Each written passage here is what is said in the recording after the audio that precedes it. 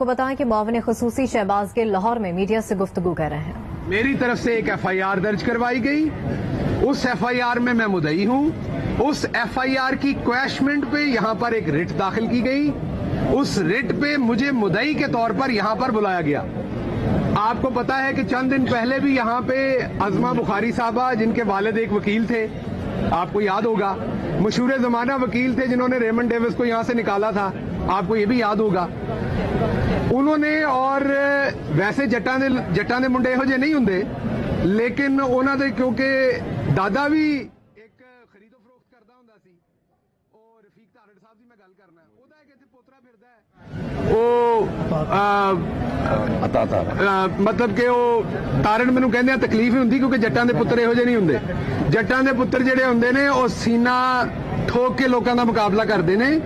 ਉਹ ਹਾਈਨਾਜ਼ ਦੀ ਤਰ੍ਹਾਂ 10, 20, 15 ਮਸ਼ਟੰਡੇ ਨਾਲ ਇਕੱਠੇ ਕਰਕੇ ਲੋਕਾਂ ਦੇ ਸਿਆਹੀਆਂ ਨਹੀਂ ਸੁੱਟਦੇ।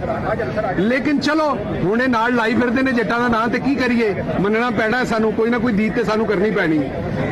ਉਹਨਾਂ ਨੇ ਕਿਹਾ ਕਿ ਜੀ ਸਿਵਲ ਕੋਰਟ ਦੇ ਵਿੱਚ ਡਾਕਟਰ ਸਾਹਿਬ ਆਣਗੇ ਤੇ ਅਸੀਂ ਅੰਡਿਆਂ ਦੇ ਨਾਲ ਔਰ ਅਸੀਂ ਸਿਆਹੀ ਦੇ ਨਾਲ ਇਹਨਾਂ ਦਾ ਜਿਹੜਾ ਹੈ ਉਹ ਇਹਨਾਂ ਦਾ इस्तकबाल करांगे। आज मैंने यहाँ आना था, मुद्दई के तौर पे आना था। मुझे जियो टीवी, दुनिया टीवी और एक्सप्रेस टीवी के 3 सीनियर साफी दोस्तों ने फोन करके बताया कि आप पे हमला होने वाला है, आप यहां पर मत तशरीफ लाएं। माफ कीजिएगा, मैंने अपने वकला से बातचीत की। जारी बात है यहां पर ऐसी सिचुएशन में दरखास्त दे के माफी ली जा सकती थी, लेकिन मैं सिर्फ एक गल वाजे करना चाहना है, मैं गिल्लां दा पुत्त है, नागा दा रहने वाला जट है, इस्माइल गिल दा पोतरा है।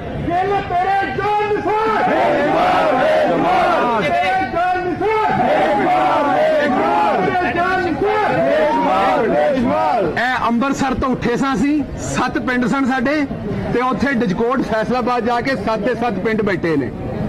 ਇਹ ਜਿੱਡੀ ਤੁਹਾਡੀ ਪੂਰੀ ਸਲਤਨਤ ਹੈ ਨਾ, ਮੇਰੇ 7 ਪਿੰਡ ਆ ਗਏ ਤੇ ਰੁੜ ਜਾਣੀ ਹੈ। मेरा 32,000 वोट अपना है, मेरे पिंडा का, मेरे कुरमे का, मेरे जट्टां का, गिल्लां का। मैं चीमिया का, चीमिया का, चट्ठियां का, वड़ैचां का, बाजवियां का, मेरे इलाके के राइयां का, गुजरां की गल नहीं कर रहा। मैं सिर्फ गिल्लां का, अपने टब्बर की गल कर रहा है।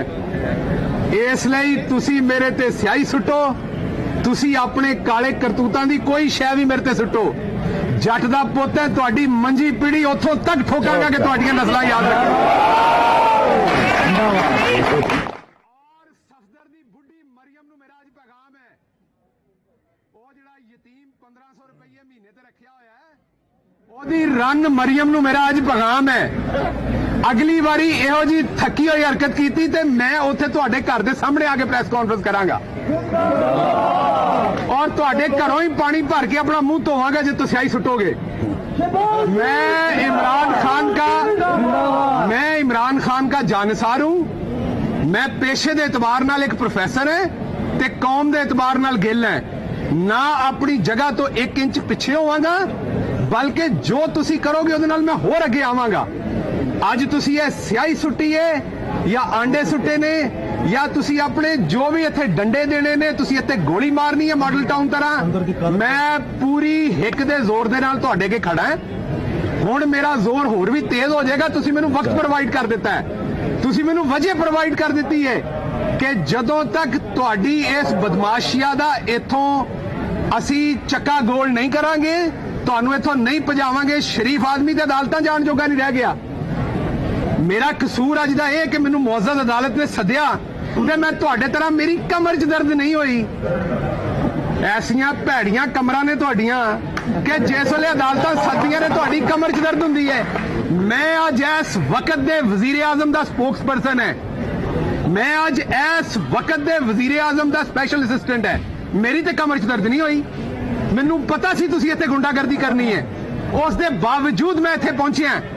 मैनू ना अपनी पुलिस ते गिला है। अंदर भी कुछ मेरे दोस्त वकील कह रहे सन कि पुलिस ने सिक्योरिटी प्रोवाइड नहीं की। कोई गिला नहीं मैनू अपने पुलिस वालियां दे उत्ते।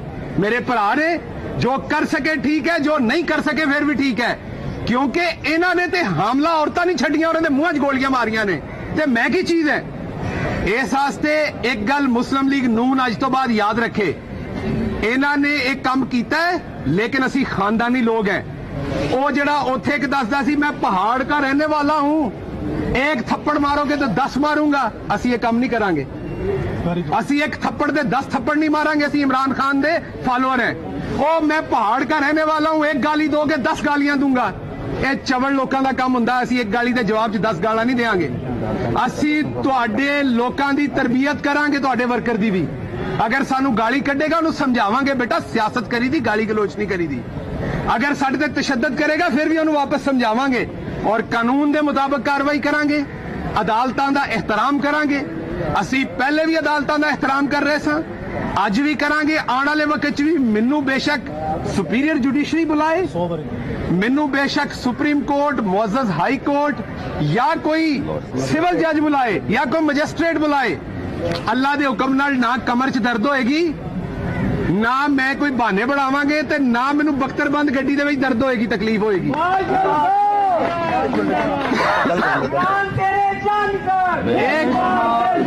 एक बात मैं और बता दूं, सेनेट का इलेक्शन आपके सामने हुआ, 7 वोट रिजेक्ट करवाए गए। हमारी 20 की बर्तरी थी जब गिलानी साहब का और हफीज शेख का इलेक्शन हुआ, 20 वोटों की बर्तरी थी। यही लोग कह रहे थे जमीर का वोट आया है, मुस्लिम लीग नून का टिकट चला, ये हमें बताते थे। माफ कीजिएगा, ये जो गिलानी साहब के खिलाफ 8 वोट रिजेक्ट हुए हैं, यह मुस्लिम लीग नून का टिकट चलिया है, ये वाकई मुस्लिम लीग नून का टिकट चलिया है। हुण आपस च लड़ रहे ने, मेरे को व्हाट्सएप कॉल है, चंद दिनों रिलीज करांगा। हुण ये आपस च लड़ रहे ने, जिस कॉल के मुताबिक ये कह रहे हैं कि नून ने सानू वोट नहीं पाए। ये एक अशराफिया जिहड़ी बदमाशिया सी लुट मारन वास्ते वो इकट्ठे होए ने और अपनी चोरी बचाने लिए इकट्ठे हुए ने। बाकी इन्हां च कोई पॉलिटिकल इकट्ठे होने वाली वजह नहीं है। अब आप देखेंगे माफ कीजिएगा, अब आप देखेंगे आने वाले वक्त में ये एक दूसरे को जूते भी मारेंगे, एक दूसरे से लड़ेंगे भी और गाली गलौज भी करेंगे, क्योंकि कप्तान ने इनका हमेशा के लिए इनकी सियासत उस दिन जब यूसुफ रजा गिलानी को वहां से हरा के वापस मुल्तान पार्सल किया है, इनको हमेशा के लिए उस दिन दफन कर दिया। ते सफदरदी बुढ़ी आस्ते साडा पैगाम है कि आपने अपने वर्कर को इश्तियाल दिया था उस दिन कि हम बदला लेंगे। आपने आज मेरे पे हमला करवाया, 100 दफा करवाएं। मैं अपने वर्कर को ये कहूंगा, कभी भी आपके सामने मुस्लिम लीग नून का कोई शख्स आए, वो अदालत में आए, वो कहीं आपको पब्लिक में मिले, आपने इखलाकियात का दामन हाथ से नहीं छोड़ना। आपने किसी सूरत गिरी हुई गैर इखलाकी हरकत नहीं करनी। उसकी वजह क्या है? आपका जो लीडर है उसका नाम इमरान खान है और इनका जो लीडर है वो है जो मुल्क को गंदी गालियां देता है। वो नवाज शरीफ से ये काम शुरू हुआ ते आके जड़ियां स्टपनियां ने इन्हां दियां जवेल लतीफ वर्गियां, जिन्होंने घर कोई दूसरी बारी मंगण दे उत्ते सालन ना देवे, वेखो वो चवल भी मुल्क के खिलाफ बयान दे रहे ने। वो कह रहे ने पाकिस्तान जिंदाबाद का नारा नहीं लावांगा। और मूर्खा, तेनू किसी ने शेखुपुरे तो नहीं निकल देना घरों बाहर, ते तू पाकिस्तान के खिलाफ नारे लाने की गल कर रहे हैं।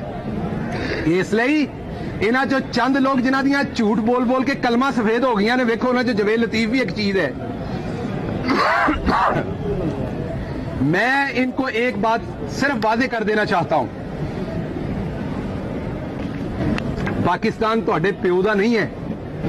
पाकिस्तान साडे दादे बाबियां ने हिजरत करके अपनियां मावां भैणां दे गाटे उतरवा के अपनी जमीन, मेरी दादी उस वेले आलू पालक बना रही सी जिस वेले पाकिस्तान बनने का ऐलान होया ते हांडी पकदी चुल्हे ते छड्ड के आ गई सी। इत्थे असी अपने भड़े भरे हुए घर, अपने डंगर, अपने वेलने चलते हुए छड्ड के आ गए सां।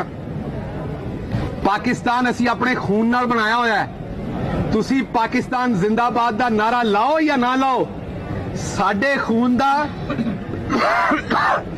एक एक कतरा पाकिस्तान जिंदाबाद का नारा लाएगा इंशाअल्लाह। और मुस्लिम लीग नून का वोटर भी पाकिस्तान वास्ते जान कुर्बान करने को तैयार होएगा।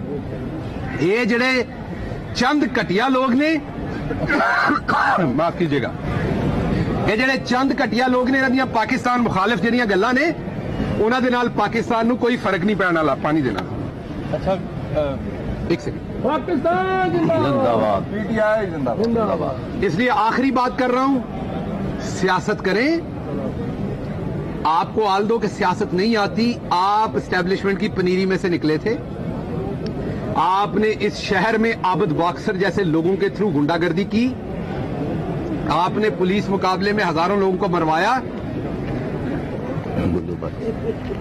गुल्लू बट्टों के थ्रू आपने लोगों को डराया। मुझे मशवरा दिया गया यहां से केस ट्रांसफर करा लें पिंडी में, नहीं कराऊंगा।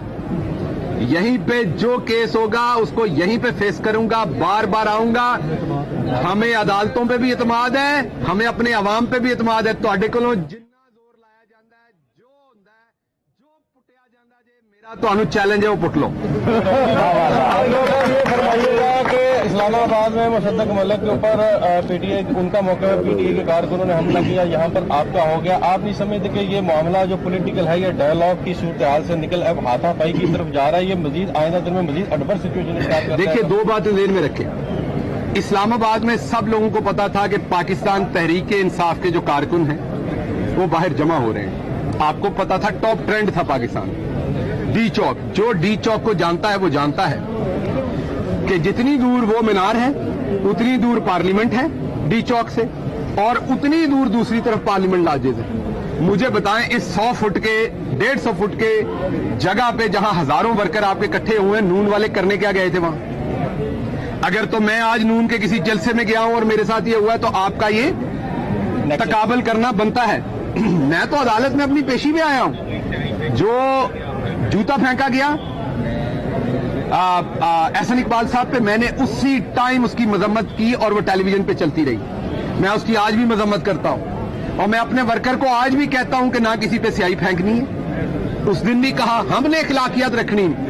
ये जो कर सकते करें, इन्होंने ये अपना असल दिखा रहे।